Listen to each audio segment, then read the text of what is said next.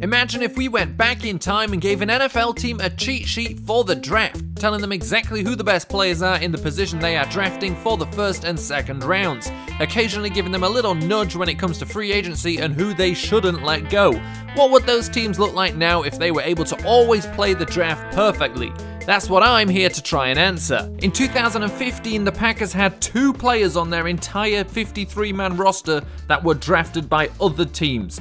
This season they had 6 players, and a couple of those came with the running back problems they had, but the Packers famously grow their talent at home, do not bring it in free agency, and that of course means we have to expect them to have done well here in the draft. However, we only look at the first 2 rounds, and we've already put David Bakhtiari on a bunch of teams, Mike Daniels on a bunch of teams, a couple of other players here and there, and that of course shows us that the Packers do one thing very well, and that is find talent in the later rounds of the draft. But it'll be interesting to see how the Packers would look if they had always drafted perfectly. At left tackle, the man I just mentioned, David Bakhtiari. At left guard, Lane Taylor. At center, Corey Linsley. And then for right guard, I'm sure the Packers have a plan. They always seem to have a plan when they let amazing guards leave in free agency or just cut them. TJ Lang, however, is going to continue being our guard here. 1, because, well, there's not any other great options right now that we know of. And 2, we have the ability to make recalls like that, and this is one I would make. And then at right tackle, Brian Bulaga, and that is the entire offensive line, no drafted players. However, in 2011, with the 32nd overall pick,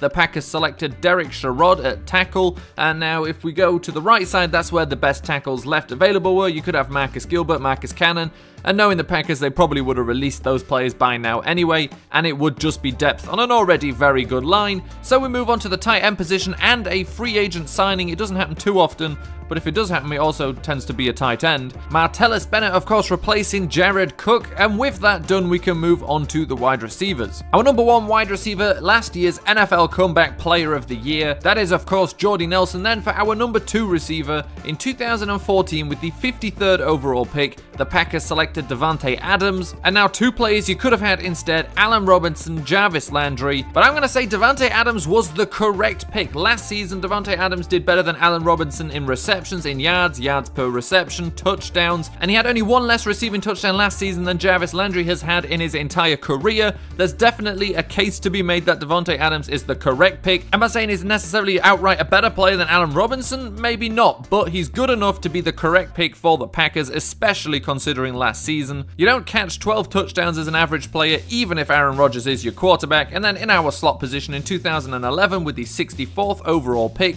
the Packers selected Randall Cobb, and that was also the correct pick. Pretty much the last decent wide receiver left to take in that draft, and they found him. Then we move on to the running back position, and in 2013, with the 61st overall pick, the Packers selected Eddie Lacy, and a man they could have had instead is joining the NFC North next season, but not as a member of the Packers. Newly signed Vikings running back Latavius Murray probably would have been a better choice there, considering they let Eddie Lacy go. Then again, the Raiders let Latavius Murray go, so who can really say anything here? Let's just move on to the fullback position, Aaron Ripkowski, and of course, our quarterback is Brett Favre. Aaron Rodgers, there we go. We know what this offense does. We know how good it is. It is, of course, the Packers' defense, and slightly more specifically, the pass defense. That is a little bit of a letdown, should we say, for a team of this caliber, and let's see if they could have fixed it with some perfect drafting. So as always, we start on the defense, of course, with the free safety position. In 2014, with the 21st overall pick, the Packers selected Clinton-Dix, and that was the correct pick. Now at the strong safety position, there is, of course, Morgan Burnett, who is not bad. However, we've got an opportunity here to do something a little bit more fun. In 2015, with the 30th overall pick, the Packers selected a free safety, Damarius Randall, who of course plays cornerback for them.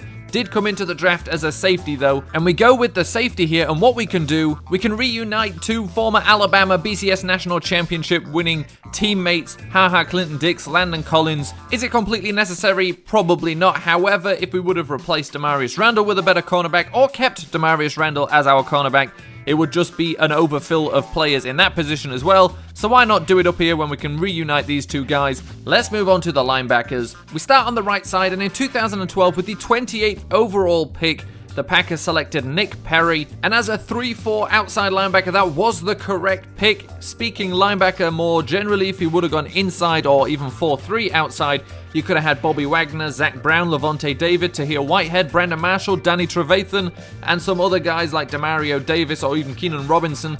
If you were looking for a middle linebacker in 2012, you had a lot of options. The Packers, however, were looking for a 3-4 outside linebacker that could rush the passer, and this was pretty much the best option that they had. A correct pick there. On the other side, across from him, Clay Matthews, of course, and then we should also mention that in 2013, with the 26th overall pick, the Packers selected Dayton Jones at defensive end / outside linebacker, and that was correct pretty much because of the class. Defensive end William Golston maybe could have possibly been a better choice. However, it was about as good as they could do, and he of course left this year in free agency, and we'll leave that like that. Then onto the inside linebackers, we have of course two. Rookie from last year, Blake Martinez, and as well Jake Ryan. That completes our linebackers with our safeties. We can move on to the defensive line. So let's start in the middle with our nose tackle. We have LaTroy Guion, one of the few players drafted by another team, drafted by the Minnesota Vikings. Mike Daniels would be our right end, and in 2012, the same year Mike Daniels was drafted, with the 51st overall pick, they selected Jarrell Worthy at defensive end. And out of the available players, Jay Howard, probably one of the best options they would have had there. That completes the defensive line. We can now move on to the cornerbacks, and we start with a double, a draft and a recall. In 2012, with the 62nd overall pick, the Packers selected one of the best cornerbacks in the NFL last season, Casey Hayward. The Packers last season had one of the worst cornerback groups in the NFL. Casey Hayward was not only the correct pick that year, one player taken after him, Josh Norman, of course, also very good.